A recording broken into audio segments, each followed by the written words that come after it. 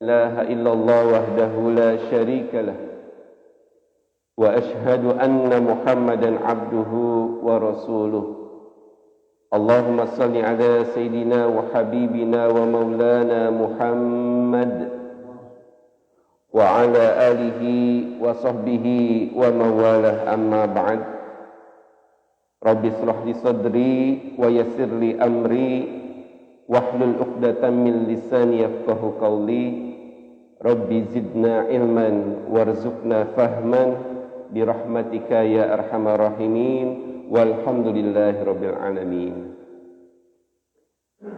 Jamaah kuliah subuh yang dimuliakan Allah Subhanahu wa taala, puji dan syukur kita bersama-sama dalam kesempatan hari ini memulai pagi kita dengan kebaikan.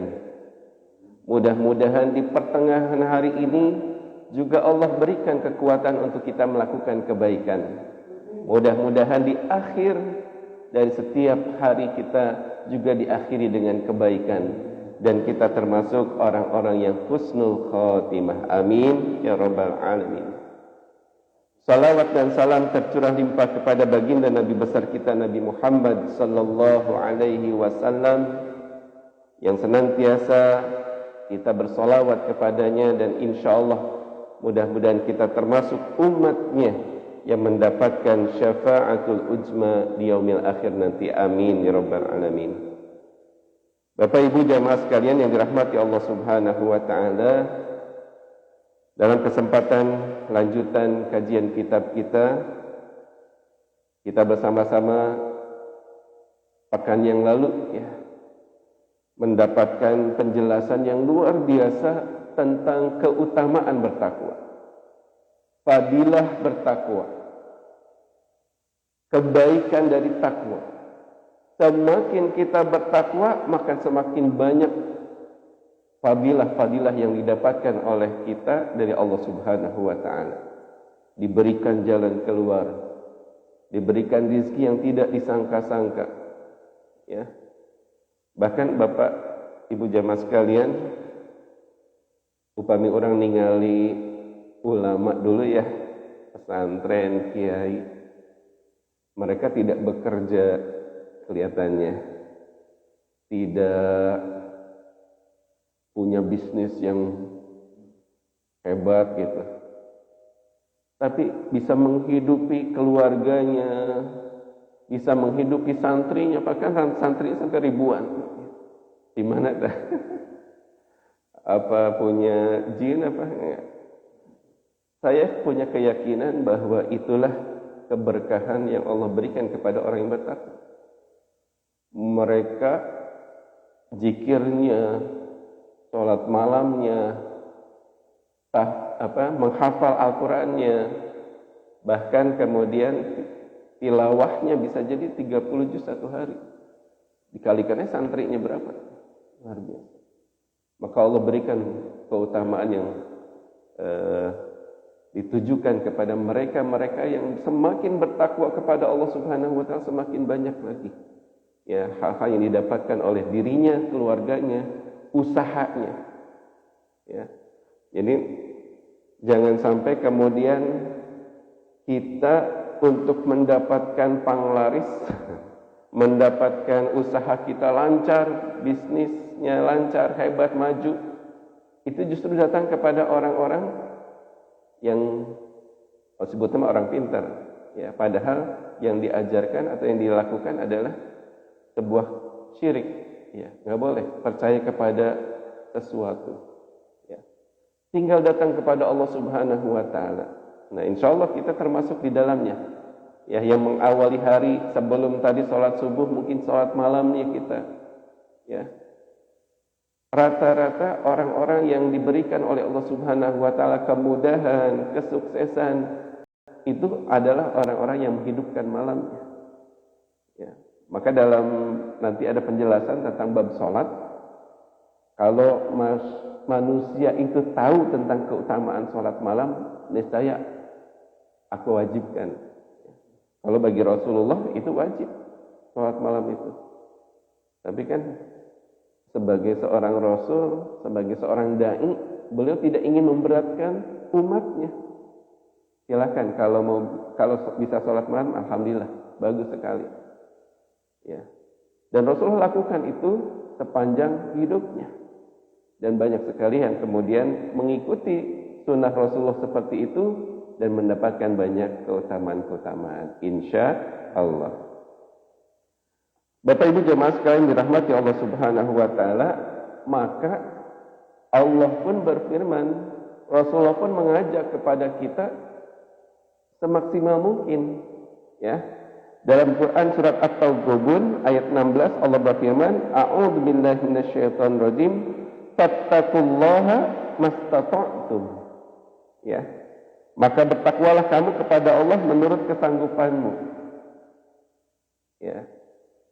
Bertakwalah kepada Allah menurut kesanggupanmu.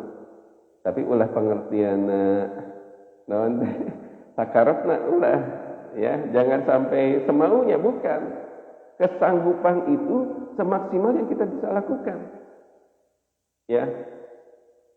Karena aktivitas kita nih berangkat pagi, pulang malam, akhirnya bisa melaksanakan sholat berjamaahnya hanya di subuhnya saja. Ya. Mungkin ada sholat zuhurnya di masjid ketika di tempat kerja. Lakukan. Kalau memang mampunya di situ, laksanakan. Lebih bagus lagi, ya, ketika setiap bagi yang laki-laki setiap sholat berjamaah, sholat wajibnya itu dilakukan berjamaah dimanapun kita ketemu. Berjamaah biasanya tepat waktu, ya, tapi kadang-kadang dalam kondisi tertinggal pun bisa berjamaah. Ya. Intinya semaksimal mungkin. Ya. Rasulullah juga begitu. Bertakwalah kalian semampu kamu, ya, dimanapun kalian berada, ya, maka bertakwalah kepada Allah Subhanahu wa taala. Dan Bapak Ibu jamaah sekalian dirahmati Allah Subhanahu wa taala, Allah itu betul-betul sayangnya luar biasa kepada kita. Ya, padahal takwa itu kan yang butuh siapa? Kita, bukan Allah. Yang butuh sholat siapa? Allah nggak butuh sholat kita. Allah nggak butuh sedekah kita. Sholat kita, zakat kita, puasa kita, sedekah kita, itu kembali lagi kepada diri kita sendiri, bukan Allah. Allah mah udah kaya raya, maha kaya. Allah maha berilmu, Allah maha segalanya. Nggak membutuhkan sesuatu dari hambanya. Tetapi hambanya melakukan itu semua, Allah sayang, Allah suka, Allah cinta. Ya. Bahkan kasih sayang Allah Subhanahu wa taala itu sampai diungkapkan dalam Quran surat An-Nisa, A'udzu billahi minasyaitonir rajim, yuridullahu an yukhaffifa ankum wa khuliqal insanu dha'ifa. Allah hendak memberikan keringanan kepadamu karena manusia diciptakan bersifat lemah. Ada enggak di dalam Al-Quran, di dalam hadis yang memerintahkan kita puasa sepanjang hari? 24 jam, ada enggak? Enggak ada, ya. Sholat sepanjang hari enggak ada. Bahkan kalau kita ingat cerita dari peristiwa Isra dan Mi'raj Rasulullah SAW, berapa kali pertama Allah memerintahkan Rasulullah untuk sholat? 50 waktu. Ya, 50 waktu. Kemudian di dalam diskusi dengan para nabi yang lain, mual kuat. Mual kuat, ya, nggak akan bisa, nggak akan berat umatmu gitu. Sampai akhirnya yang diwajibkan oleh Allah Subhanahu wa taala hanya 5 waktu, 17 rakaat. Tak itu oge masih anu beratnya. Masih ada yang berat. Ya. 17 rakaat, 5 waktu, masih ada yang belang bentong. Bahkan hanya setiap Jumat saja dia sholat, atau setahun sekali ketika Idul Fitri. Ya. Manis atau bukan Ustaz itu sesuai dengan kemampuan? Enggak, itu mah, ya, bukan kemampuan, itu mah males, ya. Ya, tapi di sini diungkapkan bagaimana Allah meringankan setiap perintah-perintah Allah Subhanahu wa taala. Ya. Berapa yang diwajibkan oleh Allah untuk kita membayar sedekah? Ada enggak ketentuan?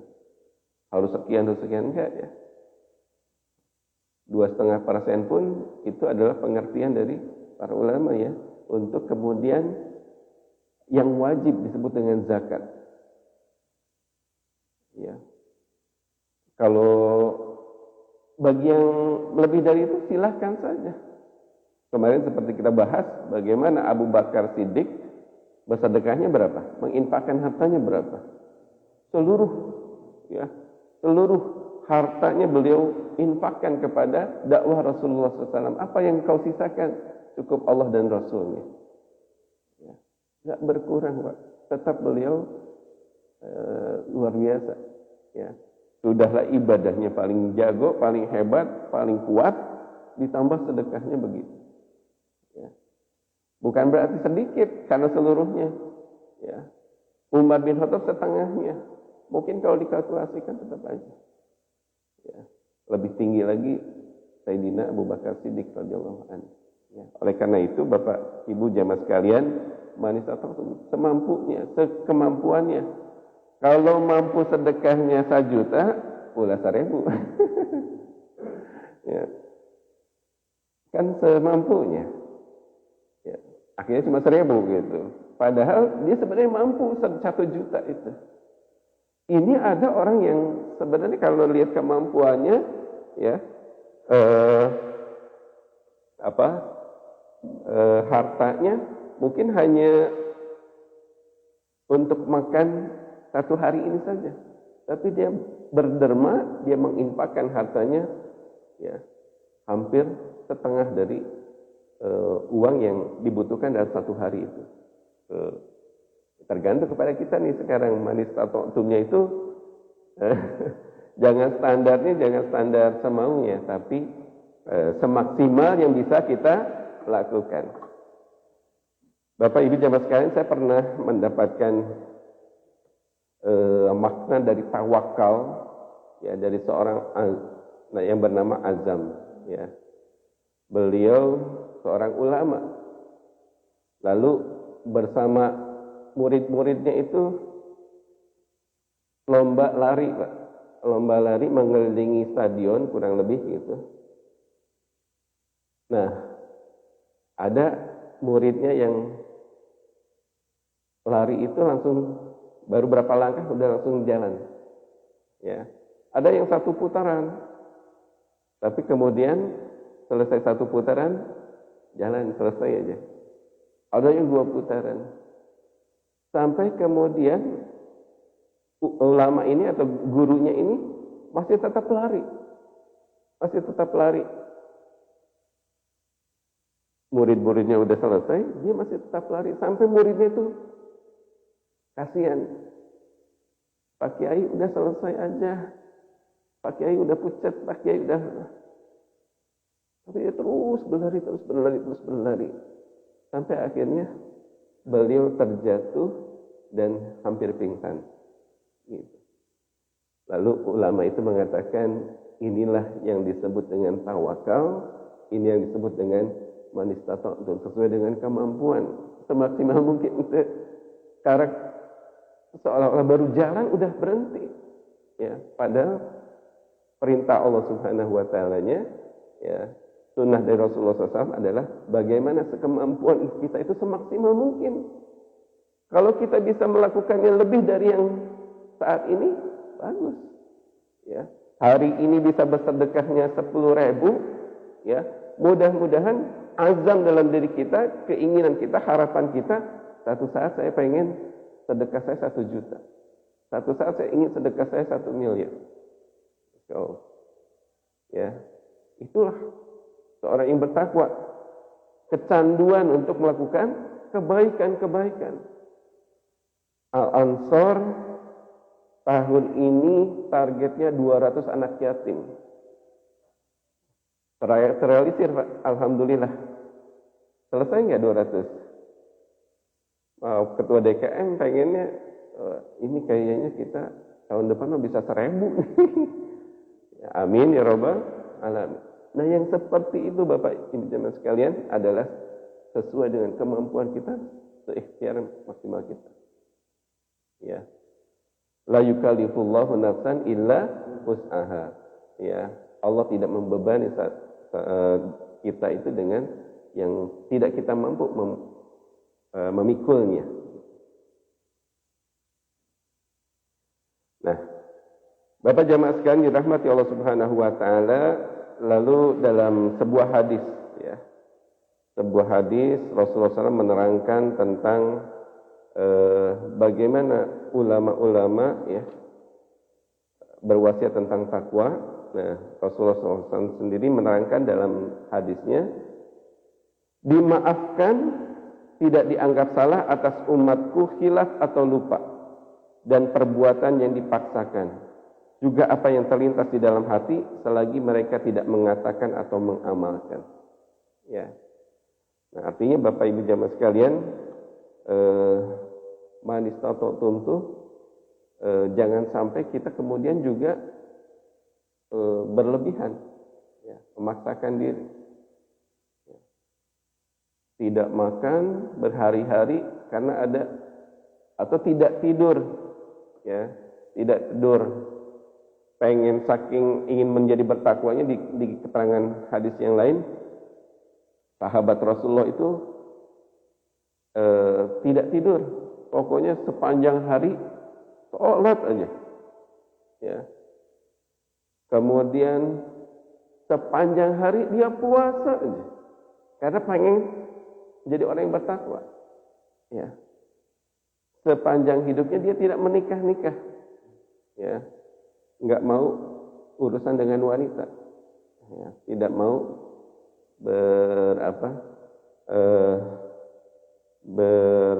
berketerikatan dengan wanita, tidak menikah.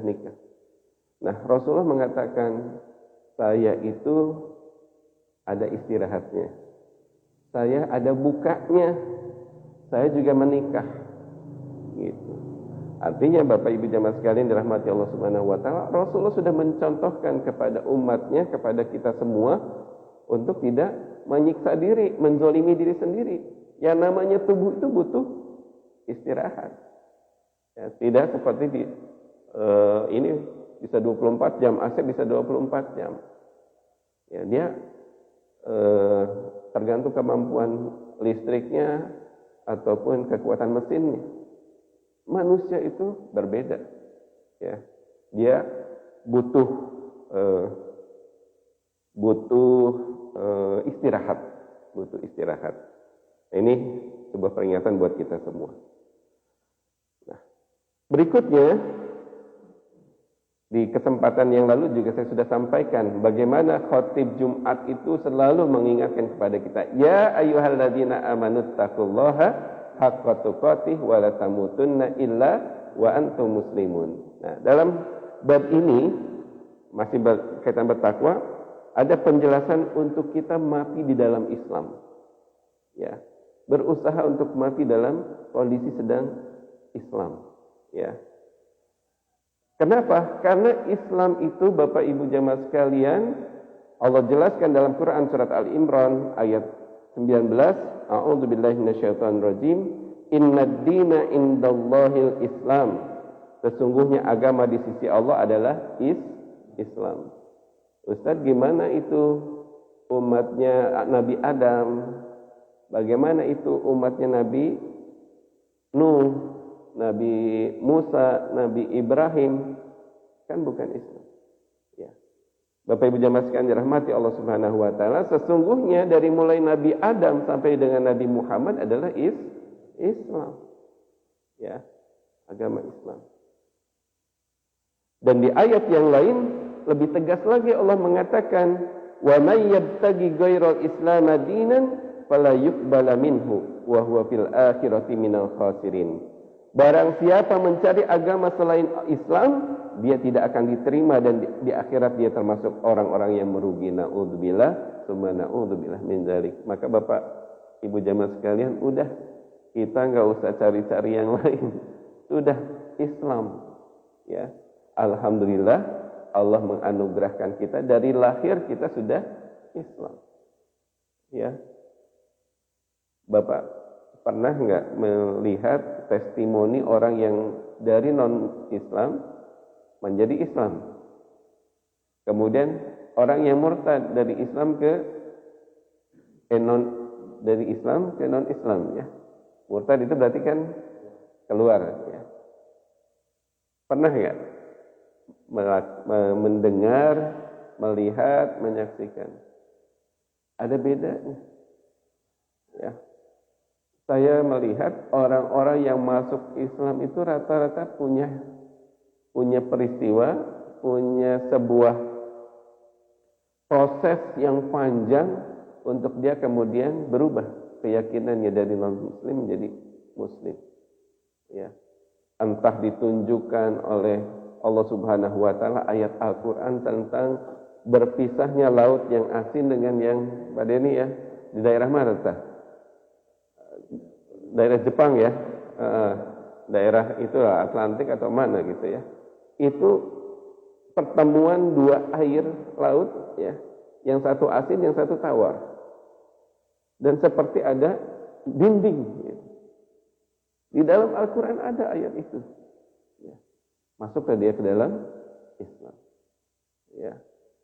Kemudian saya pernah dengar masuknya seorang yang masuk Islam dari peristiwa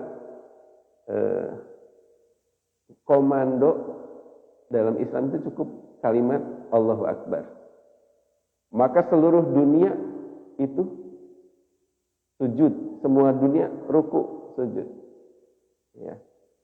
Jadi kalau kita lihat di Ka'bah, di Masjidil Haram, ya, mudah-mudahan Bapak Ibu jamaah sekalian semuanya bisa melaksanakan ibadah ke tanah suci, ya. Jadi bukan hanya lihat Ka'bah di mana, di gambar, di sajadah, mudah-mudahan bisa menyaksikan langsung, ya, bagaimana Allah Subhanahu wa taala, bagaimana Islam, ya, kemudian kita saksikan langsung dengan mata kepala kita sendiri, ya, rumah Allah, peristiwa Ibrahim dengan Ismail, ya, peristiwa dakwah Rasulullah sallallahu alaihi wasallam. Bapak Ibu jamaah sekalian dirahmati Allah Subhanahu wa taala, dalam hitungan sekian detik itu umat Islam yang jutaan semua ketika imamnya takbir Allahu Akbar, nggak ada yang bergerak lagi. Yang sedang tawaf pun berhenti langsung takbir.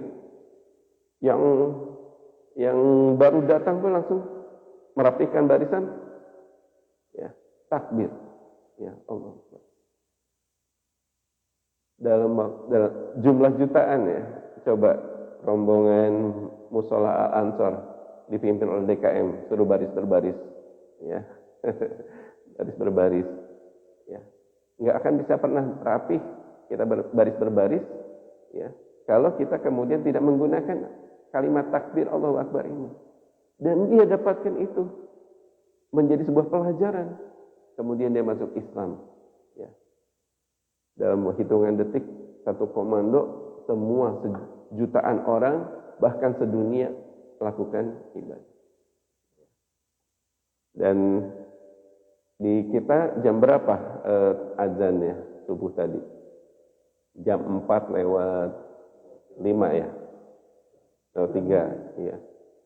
Bapak Ibu jamaah sekalian, sesungguhnya kalimat azan itu berkumandang setiap detik. Terus saja mutar, kan? Bergeser. Artinya sepanjang hari, sepanjang waktu, azan ini berkumandang, ya. Takbir ini berkumandang seluruh dunia. Nggak pernah berhenti, berzikir terus. Masya Allah, ya. Makanya ada yang mengatakan tapi dihilangkan dalam sejarah, ya. Neil Armstrong itu masuk Islam katanya pada ini, ya. Ya, ketika dia berangkat ke bulan, ya, mendengar suara azan. Wallahu a'lam bishawab. Nah, jemaah sekalian dirahmati Allah Subhanahu wa taala, demikian juga dalam surat Al-Maidah ayat 3 nih. Supaya kita semakin yakin tentang Islam ini, jangan ada keraguan. Allah berfirman, "A'udzu billahi minasyaitonir rajim. Al-yauma akmaltu lakum dinakum wa atmamtu 'alaikum ni'mati wa raditu lakumul Islam madina." Pada hari ini telah aku sempurnakan agamamu untukmu dan telah aku cukupkan nikmatku bagimu dan telah aku ridhoi Islam sebagai agamamu. Ustaz, gimana atuh? Kok yang paling miskin rata-rata umat Islam? Yang masuk penjara rata-rata umat Islam? Ya. Yang melakukan kemaksiatan rata-rata umat Islam. Itu yang Islamnya atau umatnya yang salah? Ya. Bapak hati-hati nih. Bukan Islamnya, Islamnya itu benar. Islamnya itu bagus, Islamnya itu baik, Islamnya itu sempurna. Tetapi umatnya yang kemudian tidak melaksanakan Islam dengan sebaik-baiknya. Permasalahannya di situ. Ustaz katanya inna sholata tanha 'anil fahsya'i wal munkar. Sesungguhnya salat itu mencegah perbuatan keji dan munkar. Kok dia salat tapi leungit itu sapatu. Modus ya. Leungit itu karopak. Ya. Itu mah salatnya bukan mau menghadap Allah, memang modus. Begitu imam takbir, jamaah takbir dia maleos ya. Mundur, kemudian beroperasi, nah kabur. Gitu. Nah, bukan Islam yang salah, tapi umatnya yang kemudian tidak melaksanakan apa yang diperintahkan Allah dan dilarang oleh Allah Subhanahu wa taala. Nah, maka Bapak Ibu jemaah sekalian dirahmati Allah Subhanahu wa taala, bagi kita umat Islam nih, bagi kita umat Rasulullah SAW, hamba Allah Subhanahu wa taala, semakin taat kita kepada Allah, maka semakin kokoh keislaman kita. Kemaksiatan akan menyebabkan lemahnya keislaman kita, akan menyebabkan lemahnya ketakwaan kita. Maka sering kan ada pertanyaan, Ustaz, gimana caranya supaya kita tetap kokoh Islamnya dan jauh dari maksiat? Ya.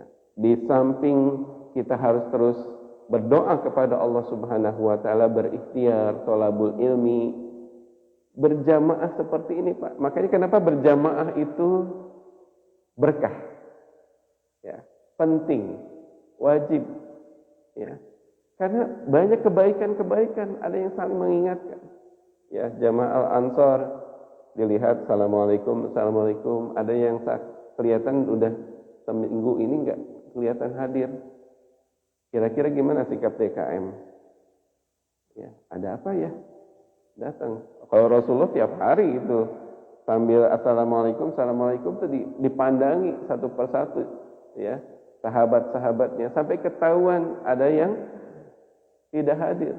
Ditanya ternyata sakit, ternyata dia harus berbagi dengan istrinya sarungnya. Ternyata, nah, banyak cerita yang kita dapatkan dari situ. Ya, semakin kita taat, ya, dengan melaksanakan perintah Allah, menjauhi segala larangannya, perintah Rasulullah, sunnah Rasulullah, maka kita akan semakin kokoh keislaman kita. Semakin nikmat, Pak. Ya, semakin nikmat. Semakin kurang rasanya untuk sholat itu. Ya, puasa itu.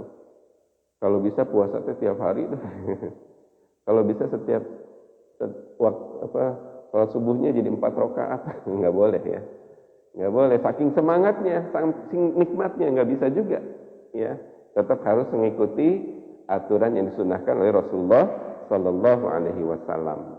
Nah, lalu Bapak jemaah sekalian dirahmati Allah Subhanahu Wa Taala, ini tadi kan wala tamutunna illa wa antum muslimun. Janganlah kalian mati kecuali dalam keadaan Islam. Maka ada doa yang sering kita baca, Allahumma inna nas'aluka bihusnil khatimah. Ya Allah, berikan kepadaku, aku meminta kepadamu kematian yang husnul khatimah. Senang banget ya. Lagi sholat, lagi ngaji, lagi sujud, lagi ibadah.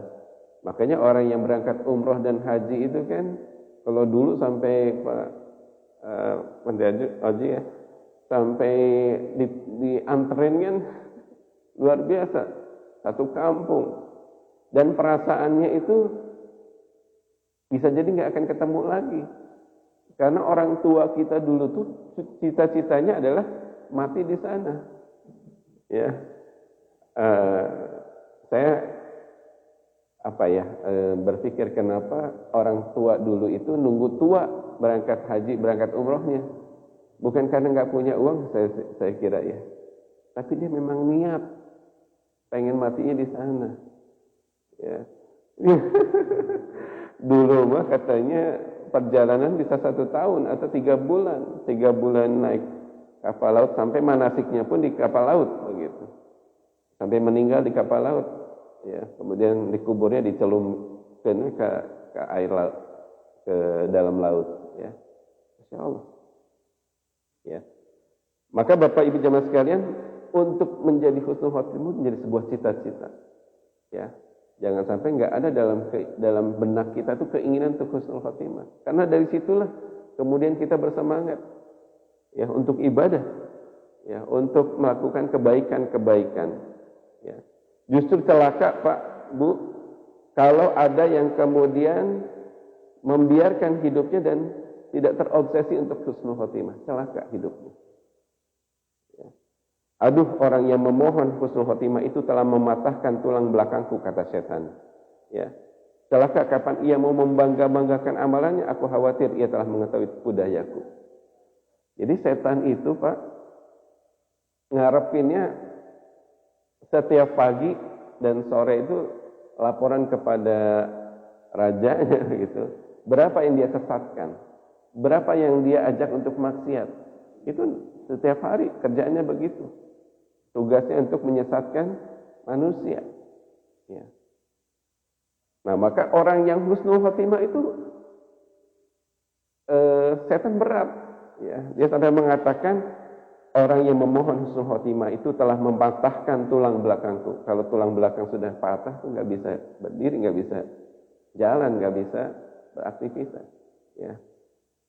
Segala strateginya, segala tipu dayanya nggak akan mempan kepada orang yang minta husnul khotimah. Ya. Bapak Ibu, saya ingin mengingatkan hadis ini saya kira nasihat yang dahsyat dari Rasulullah kepada kita. Ya. Beliau mengatakan bahwasanya dialah Allah yang tiada Tuhan selain Dia. Sesungguhnya salah seorang di antaramu akan beramal dengan amalan ahli surga, sehingga jarak antara dia dengan surga itu hanya sehasta saja. Jarak surga dengan dirinya cuma sehasta. Ya. Ini ada berapa meter? Enggak semeter aja nih. Ya. Deket banget antara dia dengan surga. Lalu kata Rasulullah, tiba-tiba kitabnya telah mendahulinya, lalu ia pun beramal dengan amalan ahli neraka sekali, maka ia akan masuk ke dalam neraka. Dan sesungguhnya salah seorang di antaramu akan beramal dengan amalan ahli neraka, sehingga jarak antara dia dengan neraka itu juga hanya sehasta. Tapi tiba-tiba kitabnya telah mendahulinya, lalu ia pun beramal dengan amalan ahli surga, maka ia akan masuk surga. Makanya jangan sampai kita sombong, orang mah ahli di masjid boy gitu, bakalan masuk surga. Belum tentu. Kita harus istiqomah, jangan sampai nih di akhir itu tiba-tiba. Makanya saya kemarin mengusulkan ke dinas sosial, tolong ya panti asuhan, kalau buat anak panti lansia atau apa, werda kayak werda itu ya. Pokoknya tempat penampungan orang tua, ya kan banyak juga yang hari ini anak-anak nggak mau mengurus orang tua, makanya sedih nih, ya. Kalau kita kan justru ingin ya ngurus orang tua. Kemarin ada yang meninggal tiba-tiba nggak ngerepotin anaknya, tiba-tiba wafat aja. Pengennya tuh bisa ngurus gitu ya, sampai puas gitu. Tapi kadang-kadang nggak kita dapatkan. Tapi ada yang kemudian menitipkan orang tuanya, ya, karena sudah merepotkan ke dinas. Nah, saya minta supaya ada di Kota Bogor ini model panti itu yang Islami, gitu, pesantren pensiunan, ya, atau tempat penampungan orang tua yang Muslim. Kenapa saya khawatir di akhir-akhir kematiannya kemudian dibimbingnya kepada agama lain, gitu. Kalau bukan kita yang ngurusnya. Nah, ini Bapak Ibu jamaah sekalian dirahmati Allah Subhanahu wa taala, maka nggak ada jaminan bahwa hari ini kita baik nih, hari ini kita sudah terbiasa sholat, bahkan sholat sunnah, hari ini kita sudah terbiasa berzakat, bahkan sedekah setiap hari. Hari ini kita biasa baca Al-Quran, bahkan 30 juz ya dalam 1 bulan. Belum tentu sampai kita kemudian ajal itu menjemput, sampai malaikat Israel mencabut nyawa kita. Maka dalam kondisi seperti itulah mudah-mudahan kita husnul khotimah. Demikian juga Pak, jangan sampai kita negatif sama orang, pesimis sama orang. Oh maneh mah pinarakaeun. Ya, katinggalna moal loba teh dosana. Bapak Ibu jamaah sekalian, belum tentu. Bisa jadi orang yang selama ini oleh kita terlihat mabuk, terlihat bertato, terlihat sering bermaksiat dan lain sebagainya, kemudian akhirnya pasti su'ul khatimah. Belum tentu. Bisa jadi Allah kasih hidayah. Bahkan Pak, Bu, saya pernah, bahkan di Cilendek Indah ada kajian yang dipimpin itu oleh orang yang hijrah. Badannya sampai ke wajahnya tatoan. Tapi sekarang jadi dai. Dulu siapa yang itu ya? Fenomena juga. Joni Indo ya. Joni Indo, Anton Medan. Siapa lagi itu yang menjadi dai. Mereka dulu adalah pembunuh. Mereka dulu melakukan dosa, mungkin banyak dosanya gitu. Tapi Allah kasih hidayah, Pak. Masya Allah. Mudah-mudahan husnul khotimah.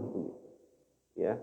Tapi kita nih belum tentu juga hari ini kita bisa ngaji dan sebagainya. Maka dengan kemudian saling nasihat menasehati, saling mengingatkan, ya, berjamaah seperti ini, mudah-mudahan kita diberikan kematian yang husnul khotimah. Amin ya rabbal alamin. Bapak Ibu jamaah sekalian dirahmati Allah Subhanahu wa taala, ini Imam Habib Abdullah Haddad sampai menyebutkan, Pak, kriteria su'ul khotimah itu gampang dilihatnya. Kalau husnul khotimah insya Allah dalam kebaikan ya. Tapi ini tanda-tanda ataupun kematian yang su'ul khotimah, beliau menyebutkan di dalam kitabnya adalah orang-orang yang dengan sengaja mengabaikan sholat fardu. Hati-hati. Makanya Pak, nitip pesan kepada anaknya, kepada cucunya. Jangan sampai dia melupakan. Bahkan kan kewajiban untuk mengingatkan sholat kepada anak itu dari mulai usia berapa? 7 tahun. Nah, ini insya Allah di Al-Ansar mah jangan sampai ngelarang-larang anak kecil sholat ya. Nggak apa-apa Pak. Anak-anak masih bercanda, rame, berisik, nggak apa-apa. Jangan sampai kita kemudian melarang anak-anak itu ke masjid dan itu menjadi sepanjang hidupnya dia nggak akan datang ke masjid. Dosa besar kita. Sampai kalau ngelarang anak kita, anak kecil, sholat di musola, sholat di masjid. Lalu dari situ dia kemudian, saya nggak akan pernah lagi menginjakkan kaki ke masjid. Ya. Justru Pak, awali dari kecil, dari dia anak-anak senang ke masjid, senang. Makanya di siapa yang sudah pernah ke Turki, saya juga belum, tapi dapat cerita katanya. Atau di beberapa tempat di Indonesia juga sudah mengadakan. Jadi masjidnya itu ramah anak. Ada serodotannya, ada permainannya, sehingga ketika ada aktivitas orang tuanya di tempat yang terpisah disediakan anak-anak. Dia kalau mau ngaji ikut bareng, kalau lagi bete dia mau main, ada tempatnya, ada yang ngawasinya, ada pembantu yang mengawasi anak-anak itu bermain, sehingga belajar tetap, main tetap, si anak senang, ya luar biasa. Ya. Jogokarian, Masjid Jogokarian di Jogja itu fenomenal juga, ya. Kasnya selalu 0, pendapatannya pada 1 miliar 1 bulan, ya. Tapi selalu habis, ya, untuk makanan, untuk ATM beras, untuk kegiatan-kegiatan. Anak-anak itu nggak dilarang berinternet atau ke warnet, justru disediakan di masjid itu. Ya, ada pelatihnya, ada instrukturnya. Silahkan mau main game, tapi main gamenya sudah ditentukan, ada main game Islam. Ya, mau browsing silahkan diatur, dikasih pelatihan desain grafis, pasti. Anak nggak dibiarkan, disalurkan bakat dan sebagainya. Nah, itu yang beliau sebutkan, orang yang dengan sengaja mengabaikan sholat fardu. Yang kedua, tidak mengeluarkan zakat yang wajib. 2,5% aja nggak dilaksanakan, Pak, setahun sekali, ya. Atau zakat fitrahnya nggak dilaksanakan. Alhamdulillah menjadi. Kalau sampai seperti itu tanda, ya, peluang untuk dia su'ul khatimah. Alhamdulillah menjadi. Yang ketiga, orang yang membuka aib kaum muslimin. Na'udzubillah min dalik. Kadang-kadang di status, ya, di status WA-nya, di status Facebook-nya, Instagram-nya, di status media sosial dia, di akun-akun dia, mengungkapkan aib orang lain, aib muslim, aib saudaranya. Tidak boleh, ya. Nanti kita ketemu di bab, ya. Siapa yang menutup aib saudaranya, Allah tutup aibnya di akhirat nanti. Bahkan jangankan di akhirat, Pak, di dunia juga ditutup. Tapi sebaliknya, orang yang membuka aib saudaranya, nggak usah nunggu aib dibuka oleh Allah di akhirat nanti. Allah buka di dunianya juga aib kita yang suka membuka aib-aib orang lain. Aib istrinya, aib suaminya. Kamu istri sama suami usah buka-buka aib, ya. Selebritis kan sebenarnya begitu, ya. Buka aibnya. Gimana mau hidup tenang, ya, selalu dihantui dengan jangan-jangan nanti aib saya dibuka, gitu. Nah, yang berikutnya, orang-orang yang mengurangi takaran dan timbangan, punten, ya. Mau yang usaha, mau yang dagang dan sebagainya, jangan sampai kita mengurangi takaran dan timbangan. Wailul lil mutaffifin, ya. Celaka neraka wel bagi orang yang suka mengurangi takaran timbangan. Ustaz, kalau nambahin boleh nggak? Beli 1 kilo, ditambahin 1 kilo, jadi 2 kilo, boleh nggak? Rugi, ya. Rugi, ya. Kadang-kadang ditambahin, tapi sebenarnya udah dikurangin dulu. Padahal nyampe ke rumah mah tetap aja cuma 9 on, gitu, ya. Karena timbangannya udah disetting 7 on, ditambahin 2 on, jadi 9. Tetap aja dia ngambil satu on. Ya, jangan, Pak. Ya, neraka well orang. Kemudian orang-orang yang menipu kaum muslimin dan mengaburkan mereka dalam urusan agama maupun dunia, ya. Dan orang-orang yang mendustakan para wali Allah dan menginginkannya tanpa hak, dan juga orang-orang yang mengaku dirinya mendapatkan derajat kewalian tanpa kebenaran dan lain-lain perkara yang dianggap keji oleh agama Islam. Tuh. Beliau menyebutkan, Pak, ciri-ciri su'ul khatimah diantaranya itu, yang sangat terlihat, ya, sengaja tidak sholat, sengaja tidak zakat, sengaja membuka aib orang lain. Nah, kalau begitu, ya, mendekatkan dia kepada kematian yang su'ul khatimah. Ya, kalau orang yang husnul khatimah biasanya orang-orang yang takziah juga, tetangganya, keluarganya, saudaranya akan mengatakan, aduh orang soleh, aduh sedih amat kehilangan, ya sebagainya. Tapi kalau yang su'ul khatimah dengan ciri-ciri yang tadi, memang orang juga nggak ada sedihnya, ya malah bersyukur, nyukuran ya, alhamdulillah si eta geus paeh, nyebutkan paehnya, pas ucing, ya sanes namaot, sanesnya meninggal gitu kan, ya karena kejahatannya, karena dosanya. Ya, tapi kembali lagi Bapak Ibu jemaah sekalian, bahwa tidak menjamin, ya tadi sebutkan sehasta, bisa jadi kita melakukan satu-satunya kali perbuatan yang ahli neraka, dan saat itu dicabutlah nyawa. Ya, maka sempat tuh, Ustadz gimana hukumnya dakwah di tempat lokalisasi, dakwah di night club, ya dakwah di, kan ada yang melakukan itu,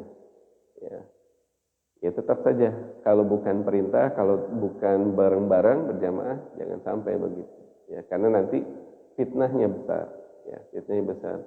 Dia sedang berdakwah padahal, tapi di tempat seperti itu maka dianggapnya, wah dia sedang bermain gitu ya, oh dia sedang begitu. Ya, makanya kehati-hatian itu tetap perlu dilakukan. Ya. Baik Bapak Ibu jamaah sekalian dirahmati Allah Subhanahu wa taala, saya kira dalam kesempatan hari ini kita sudah cukup banyak mendapatkan pelajaran-pelajaran tentang bagaimana kita semakin bertakwa, maka Allah semakin menguatkan kita dengan Islam kita. Semakin banyak manfaat dan keberkahan yang Allah berikan kepada kita, dan mudah-mudahan kita termasuk orang-orang yang husnul khatimah. Amin ya rabbal alamin. Kita akhiri, enggak ada tanya jawab kan ya? Kita cukupkan dengan sama-sama istighfar kepada Allah Subhanahu wa taala. Astagfirullahaladzim, dan kalimat hamdalah, alhamdulillahirabbil alamin. Subhanaka Allahumma wa bihamdika asyhadu an la ilaha illa anta astaghfiruka wa atubu ilaik. Wabillahi taufiq wal hidayah. Wassalamualaikum warahmatullahi wabarakatuh.